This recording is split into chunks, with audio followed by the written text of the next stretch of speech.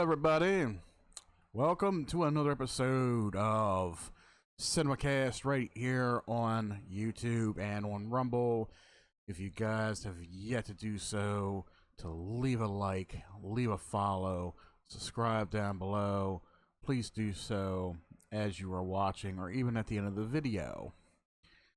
So, we have a very fun one for you guys today, and yes, this is a very fun episode, very fun movie, I gotta say, because this movie I just seen, and I gotta say, I went into this movie with kind of low expectations because I seen a couple places where people were kind of disappointed with it, and I'm like, you know what, they've been bragging about this movie being okay, 90 some percent on Rotten Tomatoes, 5 out of 5. This is like the best horror movie in the summer, stuff like they always say that, right?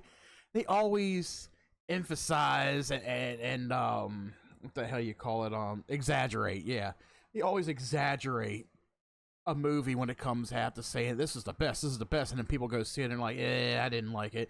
Well, a lot of these movies like this are not for some people, and they love to criticize. They love to put shit down. They love to ruin things for everybody else, and they'd be like, oh, don't go see that movie. Don't go see it. It's garbage. Well, you thought it was garbage. Maybe the person you're telling not to go see it will actually like it. Maybe that's what you're afraid of. Maybe you're afraid of everybody liking something that you hate. And you hate that thought so much, you know? And I think this is one of those movies that people will love to hate, but you know what? You gotta admit, this is a movie that you can't hate. You just can't hate. You just can't hate. So, if you guys remember, just about 3 years ago, and let me see if I actually have this movie in my repertoire here, because I think I did make this movie review. And I am checking my, let's see, I'm checking, Jesus Christ. I'm going through my list of movie reviews here because I think I did make this movie review for you guys a while back, and I am not too sure. Okay, I'm not seeing it in season 2. I'm looking back on my my podcast playlist here, and I got a lot of playlists. I got a lot of, wow. So give me 1 second, guys. Okay, where is the rest of my Cinemacast?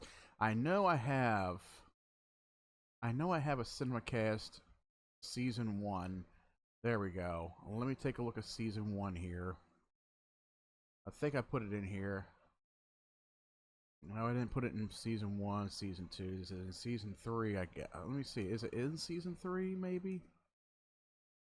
Because I'm pretty sure I did the movie review. I didn't. Okay, so I'm going to have to do the movie review for the movie Barbarian. Now, you might have seen Barbarian when that came out in 2022. That's a movie that I need to do a review for you guys. That is another pretty good movie. That movie actually, it holds 92% on Rotten Tomatoes, and the director of it, Zach Cregger, did an amazing job with telling the story of that movie. And he's done quite a few movies, just quite a few movies. I mean, he's had some minor acting roles since 2008. He's had some acting roles in TV. He's had some acting roles in movies. He's produced a few TV shows. He's actually directed and written, looks like, what is it, The Whitest Kids You Know. I never heard of that show. Sketch comedy show. Okay, I never heard of that. But only at 44 years old, this guy, he's directed 5 movies. He's written 6 of them and produced some of them. And Barbarian, he directed and wrote back in 2022. And guess what? Coming next year, guys, he's also directing and writing the next Resident Evil reboot. Yes. There's another Resident Evil movie coming out next year, written and directed by this director. I'm actually excited for it because this guy, he directed Barbarian, and now he directed today's feature, Weapons, which just came out. When did it just come out? Okay, August 8th. So just a few days ago, upon recording this review for you guys. So, Weapons. This is an American mystery horror film that is written, co-produced, and directed by Zach Cregger. This is an interesting movie for you guys to check out. Even the poster says, if I could zoom in here on it real quick, it says, last night at 2:17 a.m., every child has, from Mrs. Gandy's class, woke up, got out of bed, went downstairs, opened the front door, walked out into the dark, and they never came back. And it's very creepy, though. And there are some images in the trailer that you watch, and it's like, okay, what happened to the kids? It's very interesting. It's not like a Children of the Corn kind of thing, you know. It's like, oh, the kids in the town of Gatlin, they're all fucking brainwashed and killing off the adults. It's nothing like that. And then you see images of, like, you know, people that look like they were fucking zombified. Yes, that is in the movie. They looked very zombified, and they are pretty zombified. I will definitely get into that. So there will be a couple spoilers in this movie for you guys. So if you do not want to hear spoilers, I suggest you guys go check the movie out first, come back, watch the review. So yeah, this movie stars Josh Brolin. If you don't know Josh Brolin by now, you know, Thanos from the Avengers movies, you know, Marvel Avengers and such. That's that Josh Brolin right there. And who was also in the Goonies back in 1985. Damn, you know, the Goonies came out 40 years ago, guys. 40 years the Goonies have been out. Ain't that some shit? This also stars Julia Gardner. Now, this is a young actress, 31 years old, quite beautiful. And I don't remember, I don't think I've seen quite a few movies that she was in. She was in a lot of movies since 2011. So, I don't remember seeing The Last Exorcism Part 2. She was the part of Gwen in that movie. Some of these movies I do recognize. I did not see Sin City, Dame for Her Kill, or Dame to Kill For. Let's see. She was recently in the movie Wolfman, which came out this year, along with the Fantastic Four. First Step, she plays a Silver Surfer, and of course her latest role is in Weapons. And there is another actor in this movie that is from the Marvel Cinematic Universe as well, Benedict Wong, who played in the Avengers movies, who played in Doctor Strange, and I think it's Shang-Chi, I think it's called. I don't know, I'm butchering the name. So he's in there. Then you got Amy Madigan, and I look at Amy Madigan. All right, actress Amy Madigan, I see her picture on Wikipedia, and I'm like, where did I see her before? Where did I hear that name before? And I've seen her in a few movies from back in the day. She played Shanice in the movie Uncle Buck with John Candy, the late John Candy. I was like, oh, wow. Shanice is in this movie. Okay. You got Uncle Buck. She was in The Dark Half, a movie called Pollock. She was in a lot of movies since 1982. And I'm looking, I was like, man, she's 74. I don't think they get her in this movie, too. But yeah, you got a slew of some actors, that I don't quite recognize, but they were in some movies as well. So this plot follows a seemingly inexplicable case of 17 children from the same classroom who mysteriously run away on the same night, having been apparently abducted by an unseen force. And it says unseen force, but it gets very interesting as the movie goes on and starts to explain everything. And I'm not going to go over the entire plot, especially with certain characters and such. But let's just say, for a movie that runs for 128 minutes, just over 2 hours. Yes, this movie is just over 2 hours. Your typical horror movie usually lasts an hour and a half, hour 40 minutes. Yeah, this one's over 2 hours. And there's reasons for it, too. And I kind of like the setup for it. Now, people going into this movie may think, it's kind of dragged out. It's kind of slow paced. There's a reason that movies like this can be slow paced. It opens you up to character development, which is something that I am a fan of.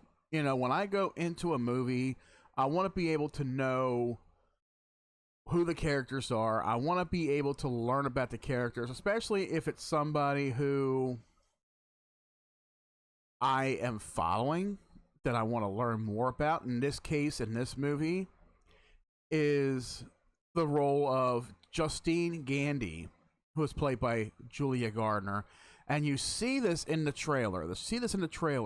She plays the school teacher who comes into class one day and finds all but one student has disappeared. They just up and left in the middle of the night.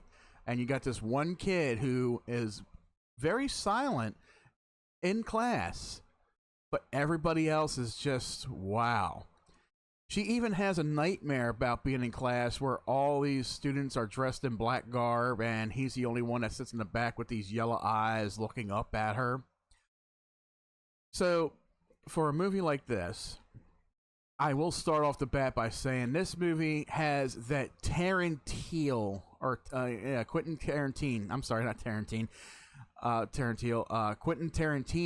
feel to it.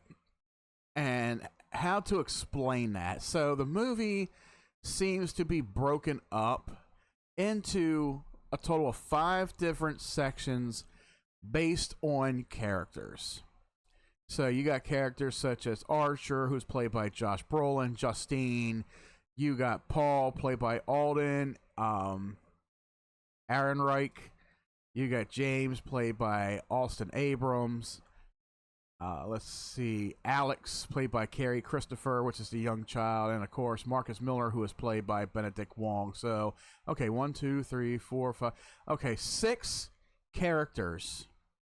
They're all split up into 6 different sections, and each section can last anywhere from 15 to 20 minutes. Some can last about, 7, 8 minutes.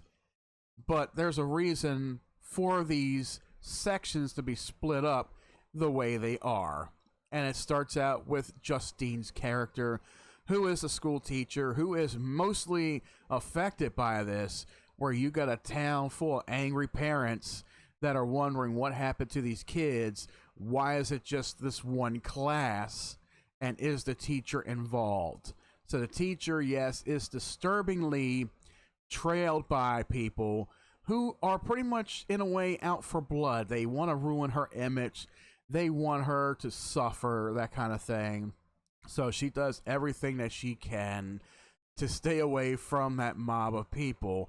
And it's not too bad. It's not really a big mob of people. It's only like maybe 1 or 2 people, especially one person who ends up painting witch on the side of her car because she made this whole class disappear without any warning. So, you got her who's trying to figure out what is going on and why is this young boy, Alex, the only child left in her class. And she is warned to leave him alone, even by the police, even by a police officer who seems to be her ex-boyfriend, who she ends up having an affair with because he is married to someone else. And that ends up becoming a little side thing right there. But just the way it's played out, she ends up turning to alcoholism. She ends up starts drinking, because she's really depressed about everything that's going on. She's being blamed for it. But then she starts to take things into her own hands to discover, okay, what is going on with this young child? She follows him and stakes out his house. And then, of course, on the course of that night, while she's sleeping in her car, some kind of force ends up coming out and cutting a lock of her hair off while she's sleeping, and then disappears. And then I'm like, okay, this is actually kind of weird, like somebody just cut her hair randomly and took it. I was like, okay, I'm not really seeing the piece, but it gets more and more interesting as to why this happens. And then, of course, the second segment follows Archer Graff, who is the father of one of the children that went missing. And you see his side of things, his point of view of things, as he is, yes, sort of stalking the school teacher, but he's also trying to piece together certain things of where certain kids disappeared and which way they all ran to in a direction when they ran out of the house. And of course, there is one segment scene in the movie where you see actor Justin Long coming out. You know, he's a father too. And I had to say, I'm like, yeah, of course Justin Long is in this movie. Justin Long was in the movie Barbarian. This guy, he has been in a slew of horror movies, God, since the early 2000s. You know, he was in fucking Jeepers Creepers 1 and 2. And yeah, he's been in some comedy movies himself, a lot of comedy movies, but usually when you see his face, he's usually in some kind of horror movie, in a sense.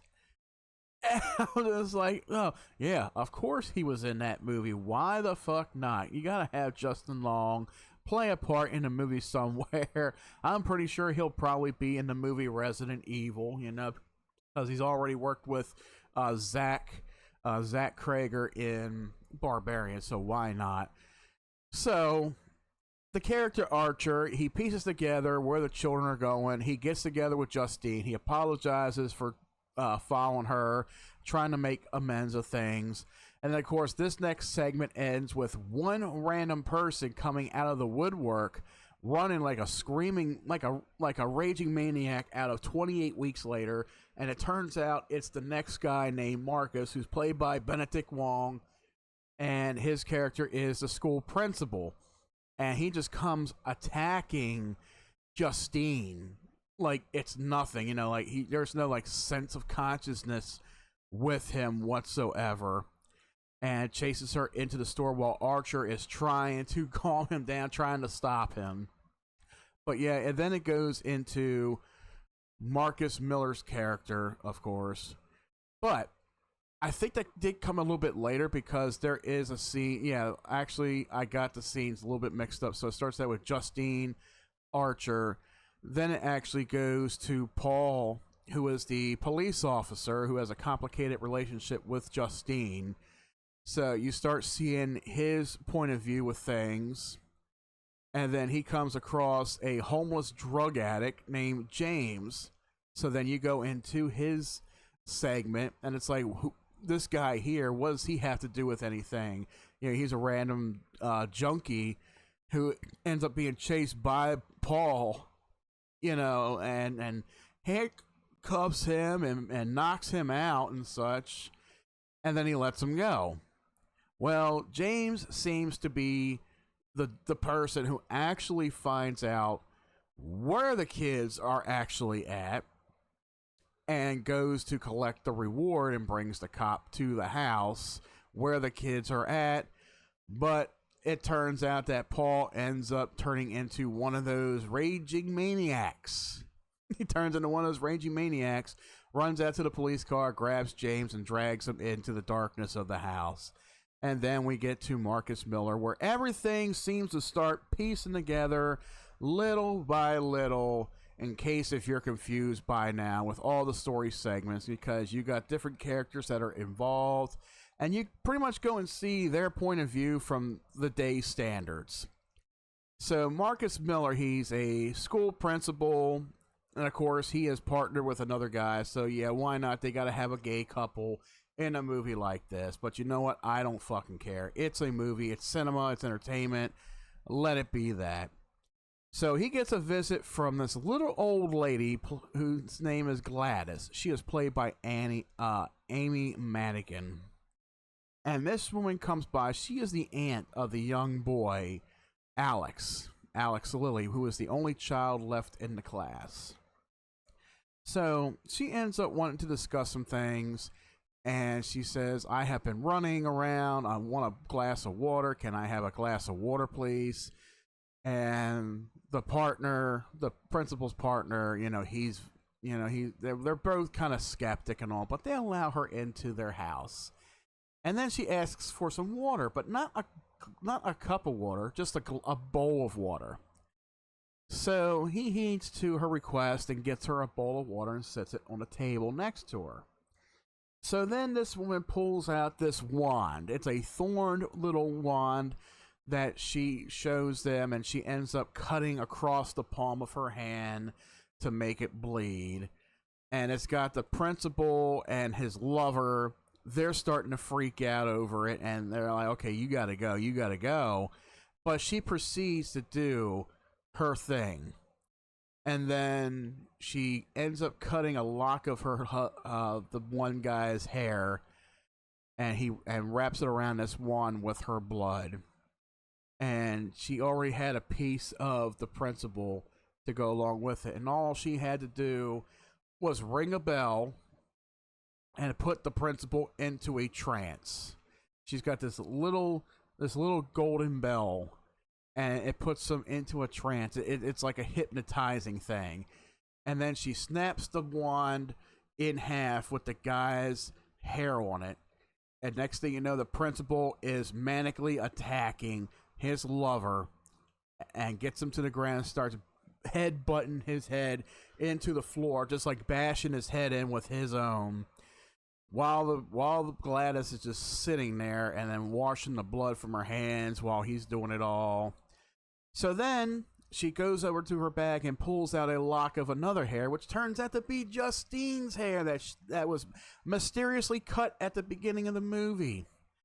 And then she snaps it again, and then you see the principal get up in a manic rage and just hops out the window and starts chasing after her. Like, it's almost like he knew exactly where she was. So it turns out that this woman is the reasoning for the manic things that are happening right now. So then it all cuts back to the gas station. It's a gas station scene where the principal attacks Justine, and then of course you got Archer who helps along with it, but then, you know, the principal ends up getting killed off by a car, you know, in traffic. You know, he ends up getting ran over, and that does him in. So then it's like, okay, you know, this old woman has something to do with everything that is going on. Who is this old woman, and why is she doing it? So then you go to the last character of the movie, which is Alex Lilly, the young child, because everything ties to this child. Now, this is where big spoilers come in, so like I said, if you guys don't want to hear any spoilers, cut the review now, go watch the movie. So Alex, he goes home one day with his dad. He's got a loving little family. It's him, his mom, his dad. They're all very loving. And it comes to find out that their Aunt Gladys is coming to stay with them. She's very sick. She's very ill. She's going to stay with them for a little while, which she ends up doing. And Alex just has these odd feelings about it. And then one day he goes to come home from school, but his dad doesn't pick him up, so he ends up walking back home, all the way through the city and back home into the suburbs where he lives, only to come home and see his mom and dad just sitting at the table in a very catatonic pose. Like, they're still aware, they can still talk to him, but they're very catatonic. And then you see a very healthy looking Gladys come out of the kitchen and tell him to sit down so she could talk with him. So here is where you learn that this woman doing what she does, turns out she is a witch that preys off of energy. So then she tells Alex, tomorrow, well, what was it? No, there's a next scene where it looks like she is dying. So Alex asks, what can she do to help her? And she said, how many kids do you have in your class? I want you to go and take one item from each of your classmates and bring them here. That will help me.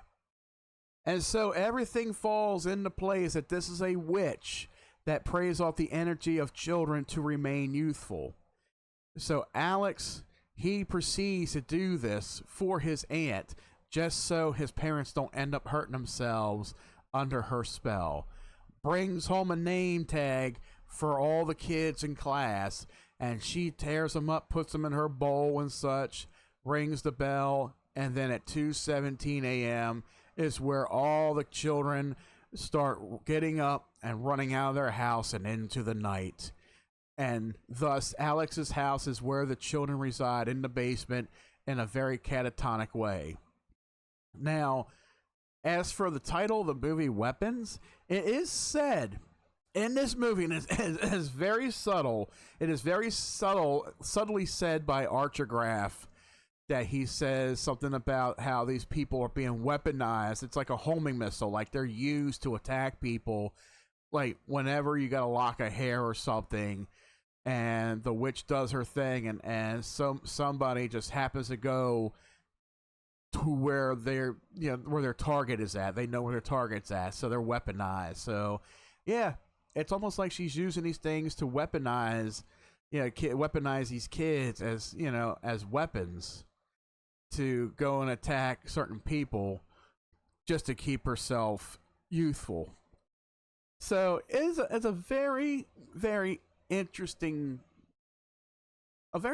plot for this movie. I gotta say, like, even though it kind of started out a little slow, it started out a little bit slow, and then it started picking up, because I was like an hour into the movie. I'm like, okay, how is this a horror movie? How is this horror related? I'm not picking up the vibes here.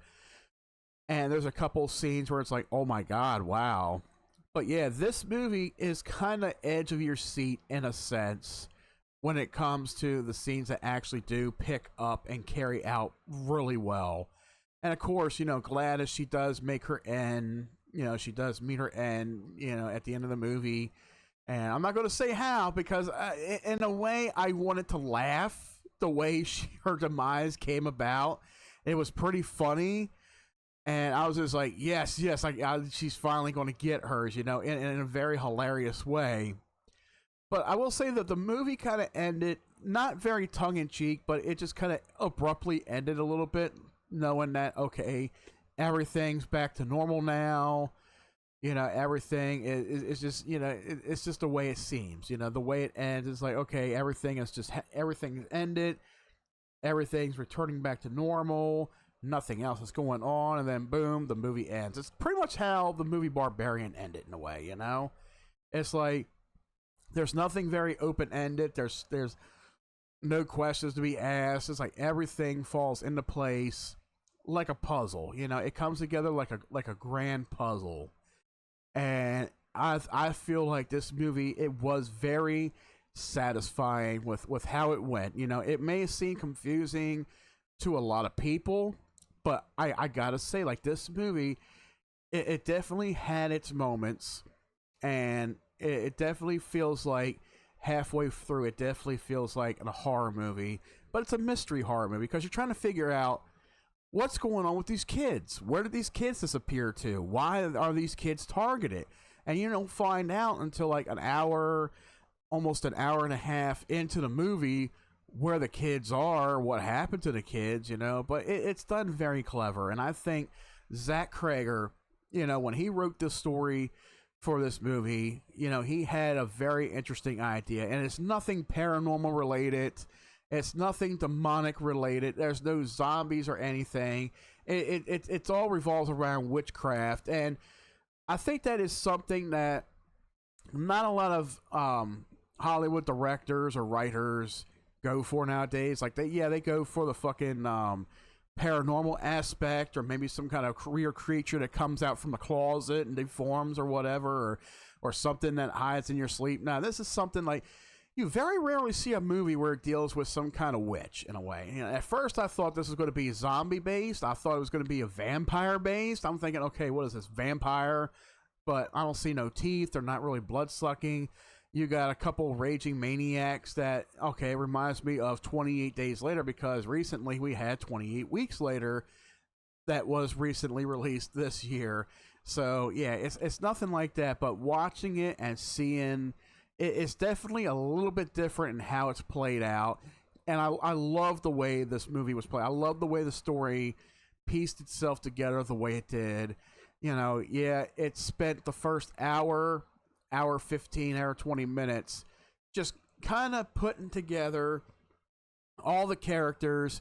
You get to see a point of view of different characters that are all involved in the movie. You know, certain characters that you're like, okay, who's that character? Who are they? What are they? You know, like, is this character stalking the teacher? You know, I want to know more about them. Well, you get to know who it is. You learn who it is, and you see their side of the story and how everything falls into place to where they find out where these kids are, why these kids were so-called abducted or ran away, and everything just falls perfectly into place. Now, the reception of the movie, I gotta say, Rotten Tomatoes gave it a 95%. The consensus of the website reads, Zach Cregger spins an expertly crafted yarn of terrifying mystery and thrilling intrigue and weapons. A sophomore triumph that solidifies his status, or not solidifies, I'm sorry. It solidifies his status as a master of horror. I don't think he's much up there with on the master of horror aspect yet. You know, he is no John Carpenter, he's no Wes Craven or Clive Barker, but if he keeps it up, if he keeps writing really good stories that fall in place like this one or Barbarian, yeah, he could solidify a status of master of horror. He just has to keep at it. So yeah, 2 good horror movies to come out within a 3-year period. Definitely amazing on his end. And then you got Metacritic, who gave this an 81 out of 100 based on 46 reviews, indicated universal acclaim. And then you got, let's go over to, Empire's John Nugent gave the film a perfect 5 out of 5, saying the entire film, in fact, is something that shouldn't work, but it does. Can a film about missing children and grief be called a crowd pleaser? In Zach Cregger's hands, it almost feels effortless. And then you got Brian Tallarico from RogerEbert.com gave it a 3.5 out of 4, calling it a superior follow-up to Barbarian, while stating, one of the greatest strengths of Cregger's ambitious script is its abject refusal to connect every dot in a manner that is so much elevated horror has done in recent years. Still, it's not overly difficult to read that inciting incident of weapons as a school shooting allegory. Now, I don't know why he would think that, like school shooting, kids disappearing or whatever.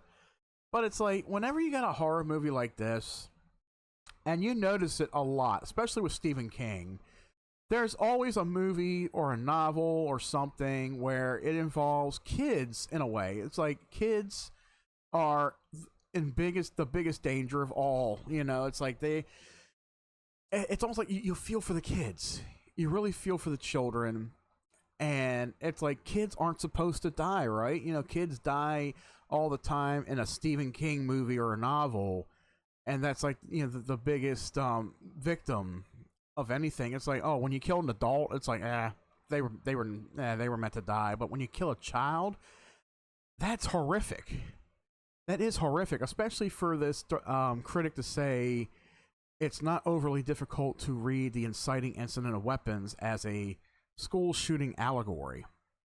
When you see the title Weapons and you see kids disappearing, there's even a scene in the movie where I forgot which character it was. They're looking right over top of this house where they all disappear into, and you just see this metaphoric assault rifle appear in the sky like a spaceship, and it's in the shape of a gun. It's in the shape of a fucking M16 or an AR, and it's got the time 2:17 on it. And I'm like, oh my god, like, how can they be so metaphoric like that? Like, weapons. Okay, like, that's not even really what it's about. But okay, I mean, that was almost a turn-off point for me right there when I was like, okay, weapons, there's a gun. Okay, well, I mean, what is that got to do with anything? Then you got Tom Jorgensen of IGN gave the film a 9 out of 10 and wrote, Weapons is a righteous, fully actualized genre bender in which writer-director Zach Cregger hones Barbarian's blend of unbearable tension and dark humor to a new level of razor sharpness. Yes, there is some dark humor in this movie. There are some scenes in this movie that can make you chuckle a little bit. So yeah, it's not a full-on horror movie. Like I said, there's some spots in there where it kind of like, it almost feels like the tension is relieved a little bit, and then it picks up, heavy into the horror, the on edge of your seat thrills and stuff. But it does it in a particular way that is very satisfying. Mark Kennedy, the Associate Press, awarded it 4.5 out of 5, and wrote, "If Barbarian came out of left field 3 years ago and heralded an exciting new voice in filmmaking, Weapons doesn't disappoint, but it doesn't have the advantage of surprise." Steve Pulaski gave the film a perfect 4-star rating, saying, Weapons earns a place alongside other contemporary works like Hereditary and Long Legs because from the jump, it compels you with a mystery that has stumped authorities and left townspeople an uneasy mess of emotions. And then you got a less positive review right here. William Bibiani of The Wrap, finding the film's resolution a lot less frightening and a lot more contrived. Now, I will say, frightening, yeah, it's not very frightening in a sense. It's not very terrifyingly frightening where you do jump at a couple spots, but that's about it. Then it would have had Krager not invited us to ponder more powerful possibilities for over an hour before tipping his hand. And like I said, the movie starts out pretty damn slow for what it is. And it definitely picks up the pace a little bit more into the movie. About an hour and 10 minutes is when things start picking up and you start piecing together certain things. But like I said, for that first hour or so, you got to get everybody's point of view put in. You got to get all the characters connected in some sense just to piece it all together, just to get everything to fall together into the end of it. So I will say this movie does it very cleverly. It does it very well. This movie, it's been written very well done. And I do got to say, for Zach Krager, he does have another great hit on his hands. People call it's like the follow-up to Barbarian. I will say maybe the spiritual follow-up to Barbarian.